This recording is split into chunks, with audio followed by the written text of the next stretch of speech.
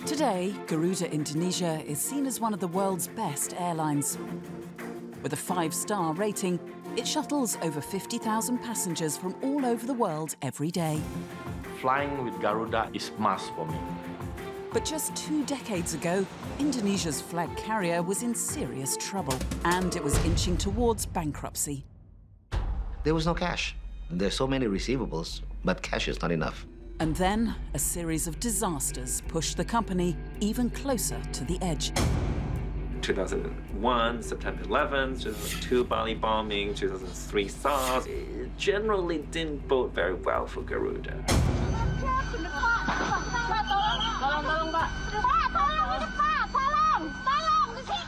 They recognized at that point that they were in default.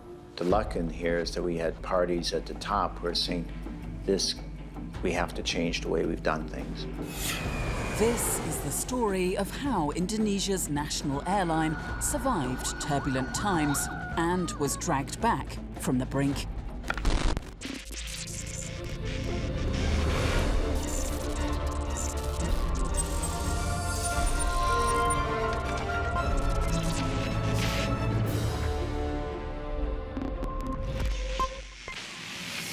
Good morning, ladies and gentlemen. Welcome to Garuda Indonesia Airlines. Garuda Airlines is today Indonesia's pride and joy. The nation's flag carrier, connecting its 250 million people to the rest of the world.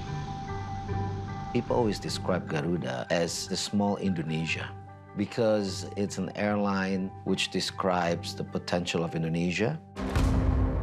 But on 26 September 1997, a paralyzing panic took hold in Garuda's headquarters. Garuda Flight GA152, an Airbus A300, carrying 234 passengers and crew, was cleared to land at Polonia International Airport in Medan. Just minutes away from landing, a wrong instruction from air traffic controllers caused the plane to crash. Jangan dibelokin nih.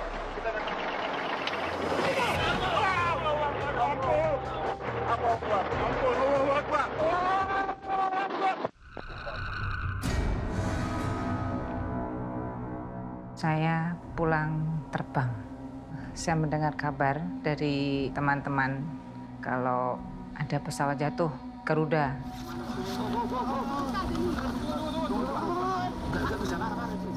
Saya tanya gimana keadaan penumpang dan awak pesawatnya, awak kabinnya. Meninggal semua katanya. Jadi saya kaget. Dwi's career as a stewardess with Garuda had taken off just 3 years before the crash in Medan. Ada yang lagi sedang hamil, ada yang baru merit, kasihan. Saya nggak bisa ngomong. Like Dwi, the rest of Indonesia and the world were desperate for any news and updates. Garuda frequent flyer Robert Chow's aunt and uncle were on the plane. There is no one word can describe about that situation. It's very sad. I was in Jakarta at the time. People are crying, people are cursing. I didn't see much as Garuda take a lot of action for this. I still remember. It's very difficult to find these all Garuda people. They just give you information maybe by phone. But once after a phone call comes from Garuda, you keep yelling at them. It's totally messed up that time, really. Garuda didn't just struggle to cope with the crash and keep bereaved families informed. They also struggled to cope with what became a public relations disaster. The accident was not handled very well. Very little information was given out. And that the compensation at some point was not deemed to be up to international standards because it was a domestic flight. So there were a lot of issues at that point in time that could have been done better. Between 1982 and 1997, Garuda had suffered 6 major crashes. At a time when it was expanding internationally, The crashes struck a series of hammer blows to its safety records, customer confidence and balance sheet.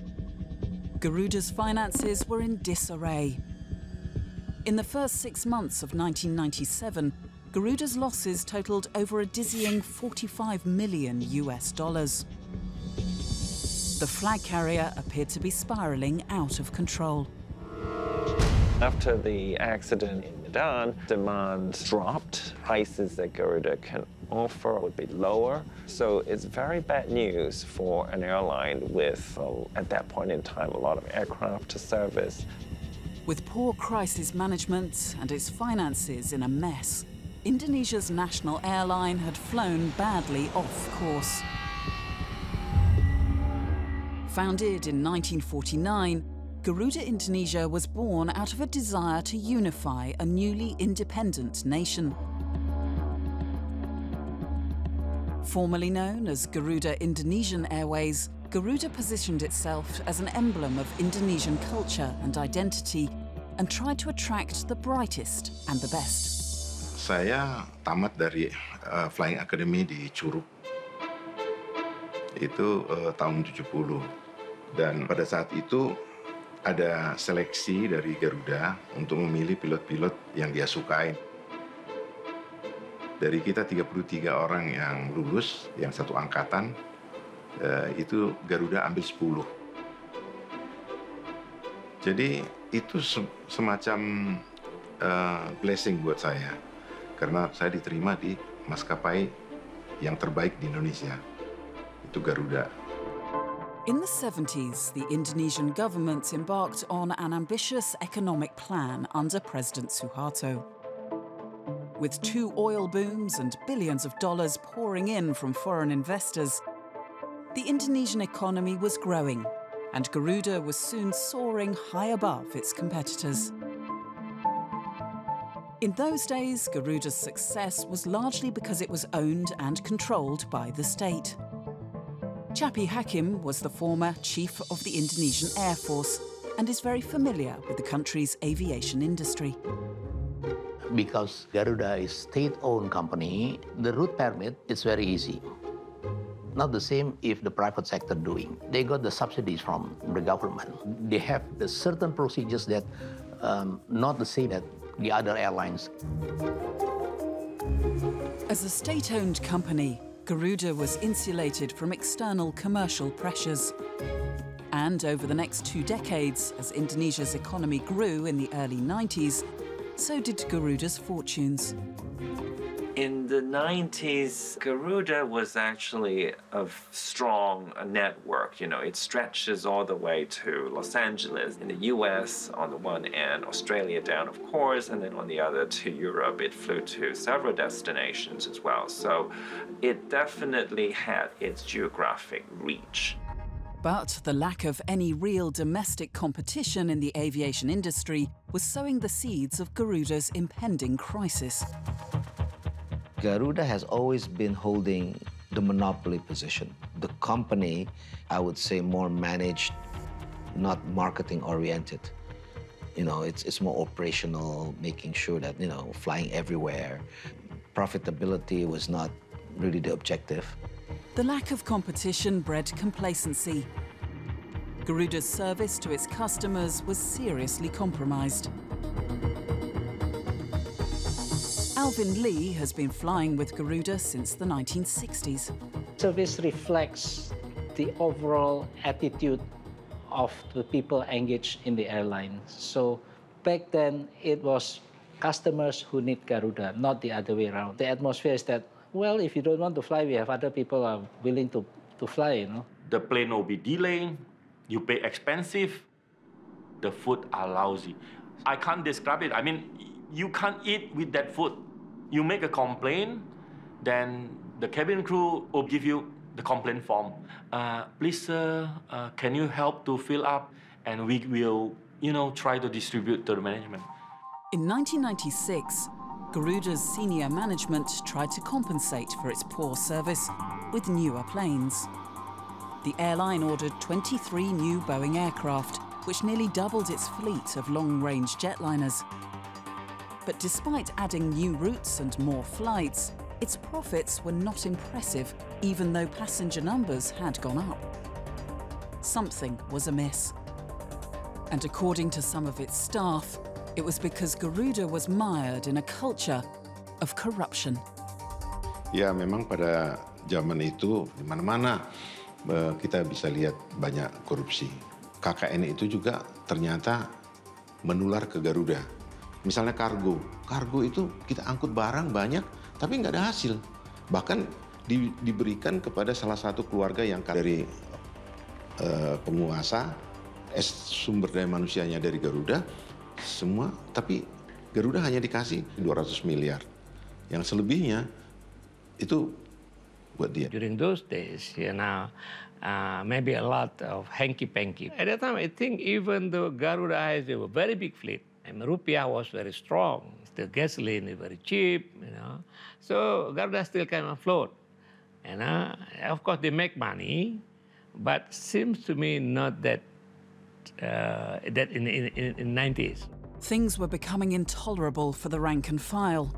After a series of financial fallouts because of corruption, Captain Nababan and his colleagues decided enough was enough. Garuda's staff wanted to take matters into their own hands. Kita sebagai pilot tidak bisa diam. Makanya waktu itu saya menjadi ketua asosiasi pilot di Garuda. Kita melakukan demonstrasi yang terbesar. Itu sampai 3.000 orang lebih. Kita berkumpul di kantor pusat. Kita bilang stop. Korupsi, kolusi, nepotism, stop. Kita sebagai karyawan, kita sedih. Kita nggak bisa melihat Garuda ini jatuh. Kita biar on the same boat, jadi kita nggak mau tenggelam. Garuda was having an increasingly bumpy ride, and deeper trouble was looming over the horizon. In July 1997, a financial crisis ripped through Southeast Asia, and the Indonesian rupiah was crippled. The local currency dropped a lot, and for Garuda, that is very bad news because in terms of its aircraft and fuel, which is the bulk of its cost, these things are denominated in US dollars. These translated into losses. And so dramatically, very immediately, the scale of operation was reduced for Garuda. A decision was made to call in a new finance director. Emir Shah Sata was a banker in Hong Kong with an international reputation for financial acumen. He was the perfect candidate for the job. There was no cash when I found out. There's so many receivables, but cash is not enough. By December 1997, Garuda only had $20 million in cash. The problem was the company's monthly operating expenses came to $60 million. Definitely, we're stuck. There's no more liquidity to the company. Garuda was crippled by an accumulated debt of $1.8 billion.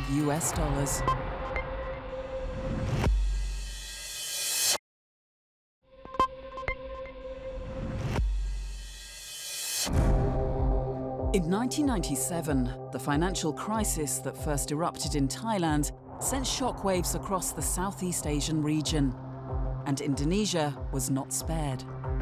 It cost us about $70 billion to bail the cost of Asian crisis, economic crisis in 1997. So in that context, you can see how difficult Indonesian economy at that time. That story also, happened with Garuda. The Indonesian rupiah had weakened so much, many local companies that were spending in US dollars were collapsing. But at Garuda, a state-owned enterprise, an even larger problem was brewing. In an attempt to reduce its monstrous debt, Garuda's management kept applying for new loans.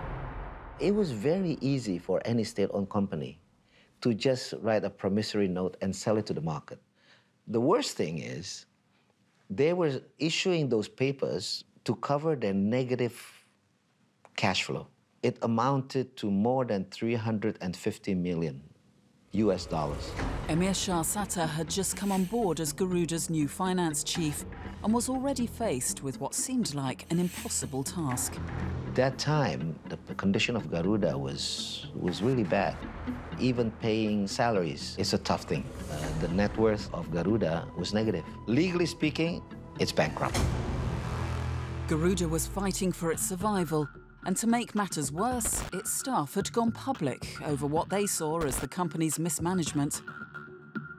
I remember when we first started, most of the employees, they wear this black armband, basically, because the company is not doing well, everything, and they're blaming the management. And the first thing that we said, if you want to see future of Garuda, take off that armband. Ketika ada presentasi dari top management di operation, kita tanya, ini gimana nasib kita, nasib Garuda? Dia bilang bahwa kalau kita tidak berbuat sesuatu, maka ini akan collapse 2 bulan lagi. Wah, terjadilah semua pegawai itu resah. While Garuda's employees fretted about their jobs, the management began to pursue a radical debt restructuring plan. Thousands of jobs were cut, the fleet was reduced, and new systems were put in place. But there was a fundamental problem to be sorted out. The national airline had been buying the wrong kinds of planes and flying them to the wrong kinds of places. We had to cut the international routes. It's just not the right route structure. For example, we had to stop LA. There's not enough passengers, and then it's not the right type of aircraft. Jadi kami pernah menggunakan misalnya MD-11, MD-11. Itu pesawat dari segi menyewanya aja itu udah bermasalah. Sehingga kalau kita hitung semua penumpang penuh, itu juga break even belum dapat. Sehingga harus ada penumpang yang harus di atas wing, seolah-olah gitu, baru bisa. Jadi ini kan sudah salah di dalam mengelola keuangannya. But Garuda's pilots and other employees decided to give the new boss a chance to turn things around. Kita tuh cinta sama perusahaan ini, ya. Semua yang apalagi tidak mau pindah ke airline lain, itu memang kita loyalty kita tuh udah. Jadi ibarat di sini itu ada logo Garuda. Kita tidak mau, ini hanya karena mismanagement. Nah, kita harus bangkit. With a former banker as its financial chief, Garuda's operations were quite ruthlessly streamlined to help keep the company afloat. Immediately, within a few short years, they really shrunk the network. So they've stopped services to the US and then Europe. Everything was cut. So they really focused and shrunk down to the core to serve Asia, East Asia. That was their strategy, to keep it to a minimum to survive. This strategy was helped by something that was working in Garuda's favor, its brand, which was strong within Indonesia, one of the world's most populous countries. But Garuda has very strong asset, which is the brand name of Garuda was very strong. Garuda has a lot of problem, debt and all those. At least, image for local, for domestic market was very strong for Garuda. It was Garuda's strict downsizing, coupled with its strong brand, that earned the company its first profit in a decade, $62 million. By 2002, the airline was flying about 6 million passengers a year. It began reopening some of the 17 international routes that it had closed in the wake of the Asian financial crisis. But hopes of a full recovery were about to be cruelly dashed. On 12th October 2002, a bomb went off in the tourist district of Kuta in Bali, leaving more than 200 people dead. The tragedy caused a huge dip in Garuda's passenger numbers. Bali is a very important destination in Indonesia, attracting a lot of tourists, and a lot of flights would fly direct to Bali. So with that incident, visitor numbers dropped and demand for those flights also dropped, so further impacting adversely Garuda's position. And the impact on the quality of the airline's service to its remaining customers was also immediately obvious. I remember very clearly, they have an announcement, it's already been delayed for almost 2 hours. There's nothing actually show up to you about the service or nothing. It's a difficult time for myself as a passenger, since you already pay high of a ticket. Terrorist attacks and other plane crashes may have been unavoidable disasters, but something more sinister was coming over the horizon. Prominent human rights activist Munir Saeed Taleb is poisoned on a Garuda flight.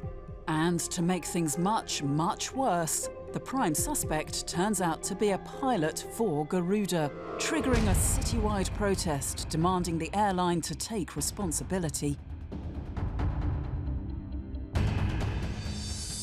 By 2005, Emir Shah Sattar had taken a new job as CEO of Bank Danamon when he received a phone call.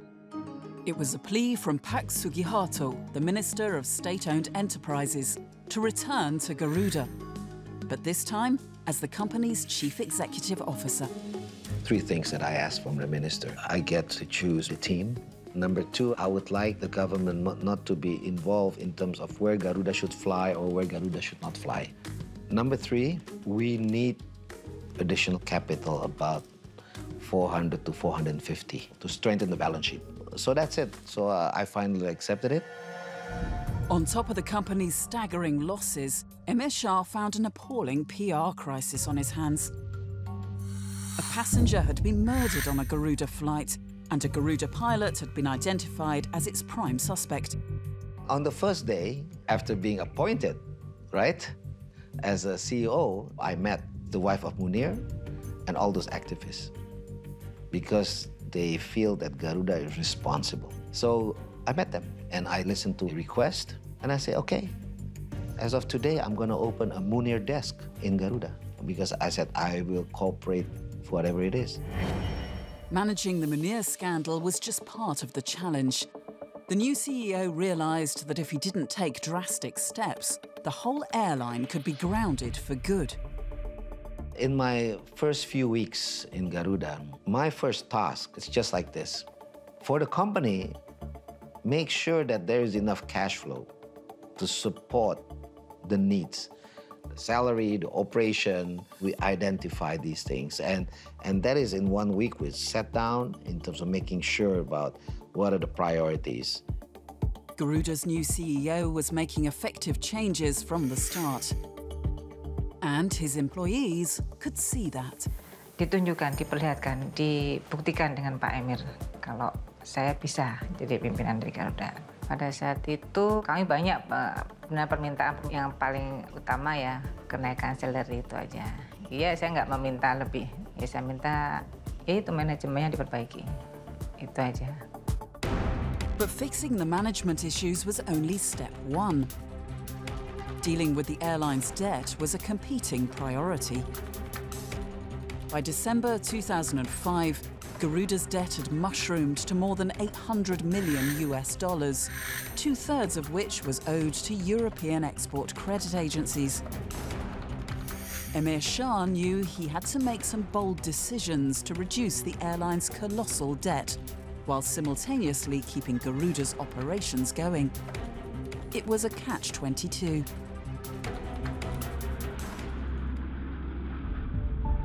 Robert Schmitz was a financial consultant who had been hired to look into Garuda's debt. I think they recognized at that point that they were in default. Again, you have a national mandate to keep these planes in the air, but you're constrained by the resources that you have.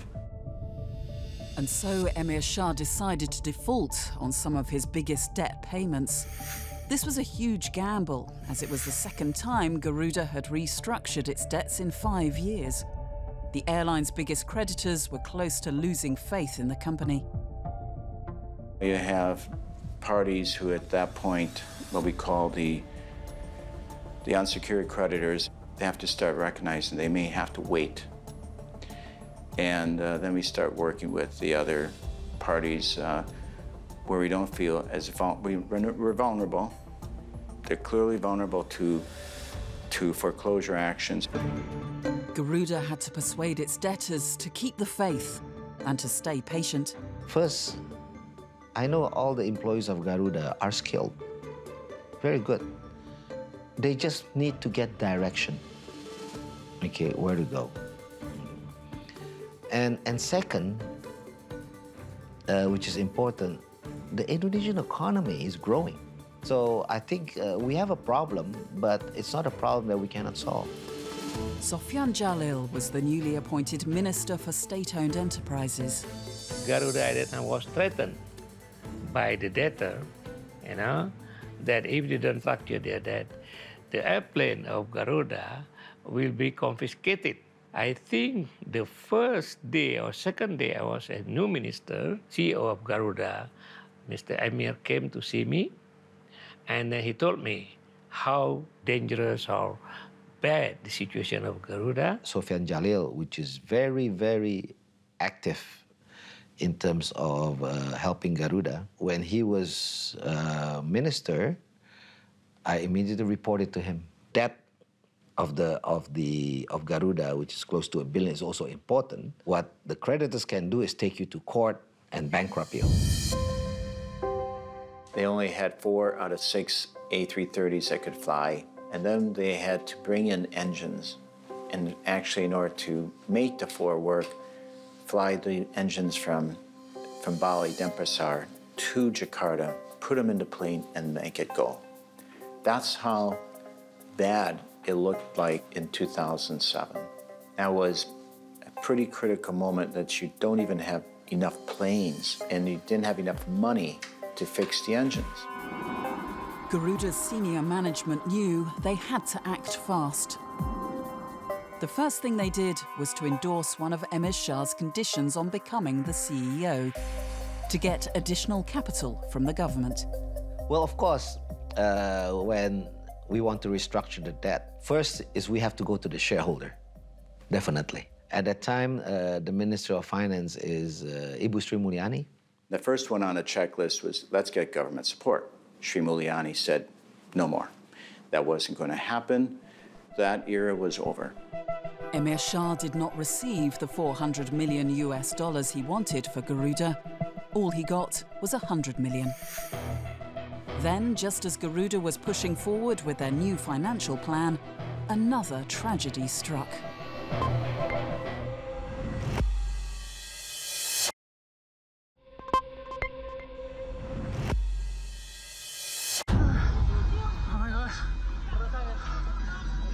On 7th March 2007, Garuda flight GA200 overran the runway, crashed into a rice field and burst into flames while landing at Adi Sucipto International Airport in Yogyakarta. Garuda CEO Emir Shah Suttar was on his way to the office that morning when he heard the news. Suddenly I got a call. Garuda crashed in Jogja. Immediately I went to the airport and flew there. I mean, that was, I would say that was a very, very traumatic experience, you know, because the difference, you know, if something goes wrong, is the lives.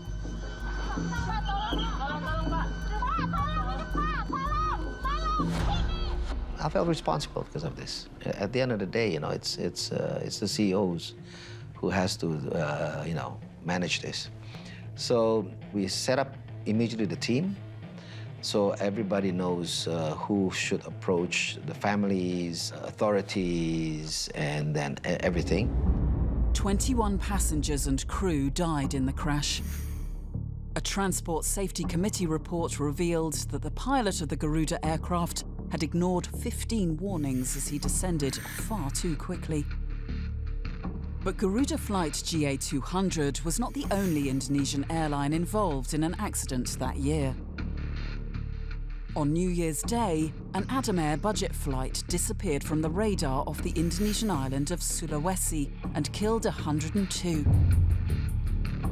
Indonesia's air safety records have become one of the worst in the world, and it now led to a crippling ban by the European Union on most Indonesian airlines from flying to Europe. In 2007, the budget airline business was taking off in this part of the world. A sudden increase in demand for pilots led to the fact that they're not getting the adequate training. As a result of that, a number of international investigative authorities also looked into this. They thought, well, this is actually a serious matter, and actually eventually led to the EU authority actually banning Garuda from flying to all or any parts of the European Union. It really now put Garuda back in the bad light in the international airline business, and it's a steep climb from there. Garuda's senior management realized they needed a new finance director to help pull them back from the brink. Eddie Purwanto was chief financial officer at General Motors when he was approached by the ailing airline. Despite the circumstances, Eddie was optimistic. When I look at the balance sheet of the company, I was somewhat worried. But knowing that Indonesian market is a large market and Garuda is such a strong brand, I believe that there was an opportunity or a chance for Garuda to be turned around. But just as Garuda was trying to sort itself out, it was challenged by some new kids on the block. While Garuda is trying to improve its service quality, other airlines are trying to go to the rock bottom of services and in relation to rock bottom fares. And to make matters worse, at the same time, oil prices were soaring. The fuel price was running very high. It was like $120 per barrel back then. But we know that the market is growing very fast. Basically, we had to make every route to be a profit center rather than as a cost center. Garuda's new management knew they had to convince their European creditors that they would eventually repay their massive debts, just not anytime soon. So Emir Shah Sattar and the newly appointed Minister of State-Owned Enterprises flew to Europe to begin a series of discussions with their creditors in a last-ditch attempt to pull the company back from the brink. When we first did this roadshow to meet the creditors, which is from UK, Germany, and France, we set up a team. Our financial advisor, Robert Smith, and we had our CFO, Eddie, and Pak Sofian Jalil, of course, the Minister of State-Owned Enterprise. Sofian Jalil being there, needing to work with the European governments. The discussion starts off, we are here, we're trying to restructure our airline. We can't make these payments. We just need those export credit agencies, quote unquote, to understand our position, to be patient, okay? Because it's been already going on, but we really have to show what we are doing and then convince them there's a light at the end of the tunnel, okay? So they have to wait. I think they start to believe that government Indonesia want to deal and want to solve this problem. And I think one good thing is, even though we are in very heavily indebted companies, but we bring a very big market behind us. Garuda's senior management had a bigger plan in mind, a whole new company independent of the Indonesian state. The creditors are growing tired, and there's very little progress. Looking at the whole reconfiguration, what should we do now? And this seemed like we want to get to a privatization. Privatization would mean putting the company on the open market and competing with other commercial airlines. If done well, it could mean an end to the culture of complacency and corruption where no one cared about turning a profit because they had no skin in the game. Privatization will improve the cash position of the company as well as receiving fresh funds from the new shareholders. And also the fact that you are a publicly listed company, there would be more transparency to help the airlines, to continue to grow the business in this expanding Indonesian market and also in the international market. Garuda's new management decided to take the plunge. We all reached a conclusion. This is the way forward. To me, it was a seminal meeting. I saw that it was a moment decided, and then everything else started to carry through. And then that was the path we went. Garuda's finance director believed there was still a long way to go before the company could be privatized. Obviously, that meeting was very helpful, but there were still long discussions that were still ongoing. Well, we had to negotiate, one by one with the export credit agency.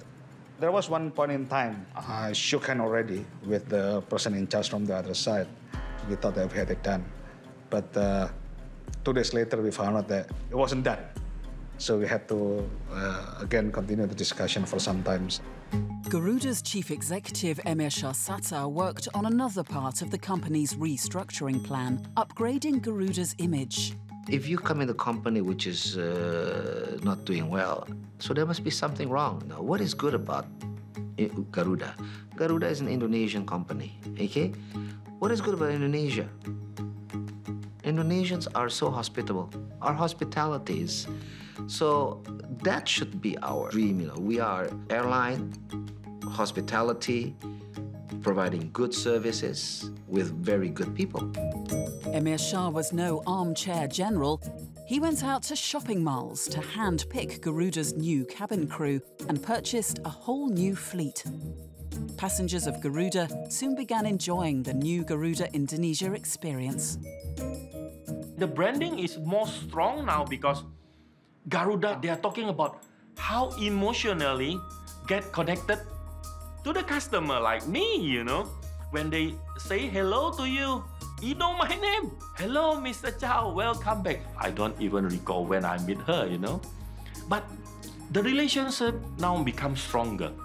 So he win the passenger is by connecting. Yes, I see Garuda now. Emir Shah was no ordinary leader. He believed in leading by example and wasn't afraid of getting his hands dirty. He got together the team on a Saturday and scrubbed the bathrooms to show that's what you need to do. And I thought that was clever and it's catchy, but it also was saying something about what we want to do with this airline. Ya, saya kira manajer yang sangat bagus yang bisa menggunakan orang-orang yang potensial menjadi suatu produk yang prima. Dan dia orang yang saya lihat sangat concern terhadap image, sehingga dia misalnya cabin configuration itu di beberapa pesawat itu di refurbish oleh dia sehingga menjadi kelihatan lebih mewah. But in February 2008, a scandal from the past re-emerged to confront Emir Shah and his team. Garuda's former CEO, Indra Setiawan, was sentenced to 12 months in jail for his part in a conspiracy to murder Munir Said Talib, Indonesia's most prominent human rights activist.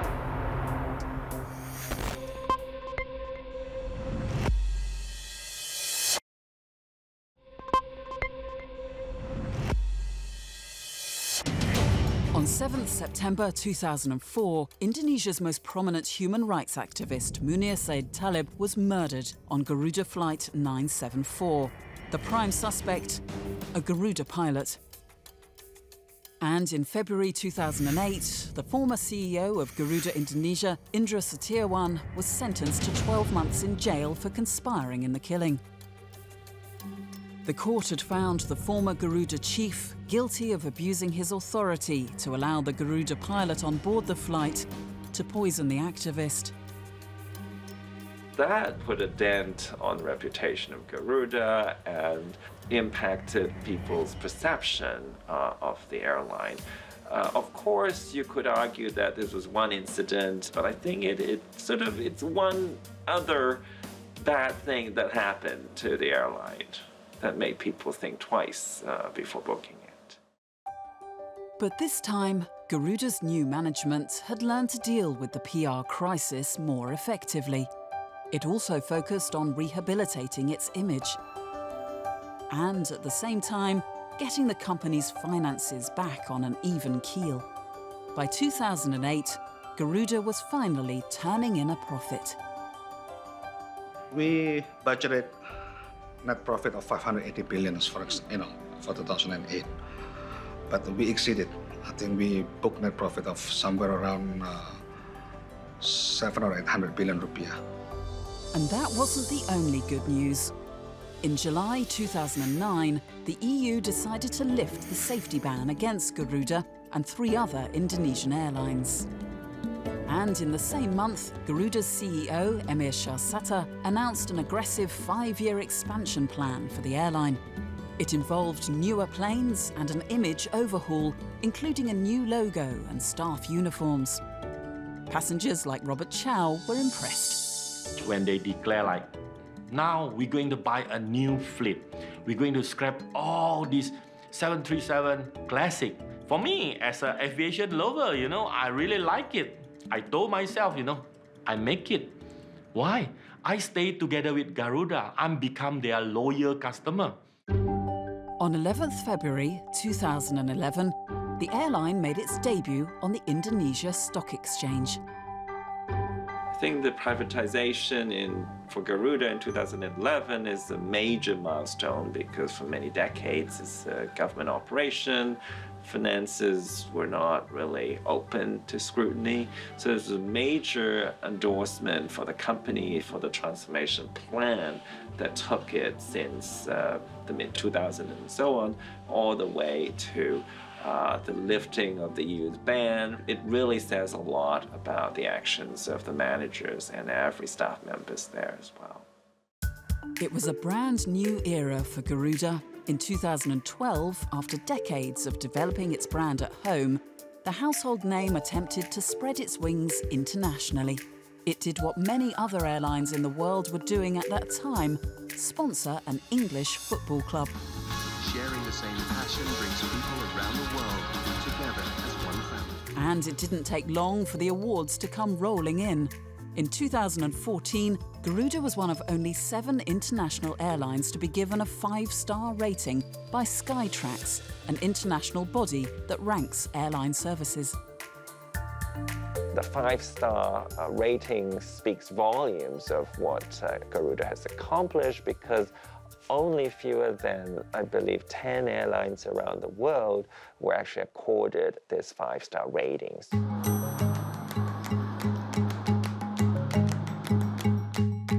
Garuda is about the people.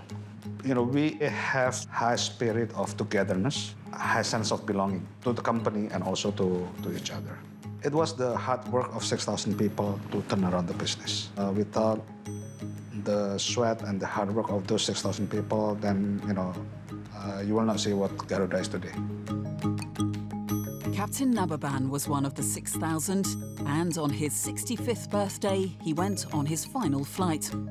After decades of battling through Garuda's lows, he officially became the oldest pilot in all of Indonesia. Saya menjadi orang yang pertama mencapai itu di Indonesia, jadi saya juga dicatat di Museum Rekor Indonesia sebagai orang yang pertama. Ketika saya join Garuda, saya punya perasaan senang. Ketika saya melakukan penerbangan terakhir, saya juga punya perasaan yang kurang lebih sama. Artinya, saya senang bahwa semuanya sudah bisa berjalan dengan baik dan ya bangga aja bahwa inilah kita pernah memulai, ya kita juga pernah harus mengakhiri. For Captain Nababan, his Garuda journey has come full circle. He now teaches cadet pilots at the Garuda Training Center. Yang saya harapkan dari mereka, karena mereka menjadi duta dari perusahaan, mereka harus tampil selalu prima dan profesional. Today, Garuda is one of the world's most loved airlines, with the highest satisfaction rating among over 400 carriers around the world. It's been a long road from near bankruptcy.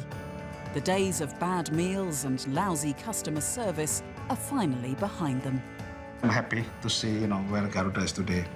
I believe that Garuda will continue to strive in Indonesia as well as regionally. I think where they are today versus where they were is a different ballgame.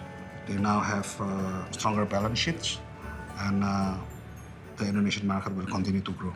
and also the Asia Pacific market will continue to be a lucrative market for the airlines. In keeping with the glossy image of their adverts, the experience for Garuda's loyal passengers was being similarly transformed. Flying with Garuda is must for me. I always say to my children, be proud when people ask you, which airline are you coming from? Garuda, sir. This is national airline. And this national airline is served by a team of employees who only wanted to do their best. From fighting against corruption to receiving late monthly salaries, Garuda staff battled through the turmoil. Ya karena saya pengen Garuda jangan sampai jatuh, Garuda jangan sampai tenggelam, harus tetap ya semangat, harus membawa nama Garuda itu sampai orang mengetahui ini loh Garuda.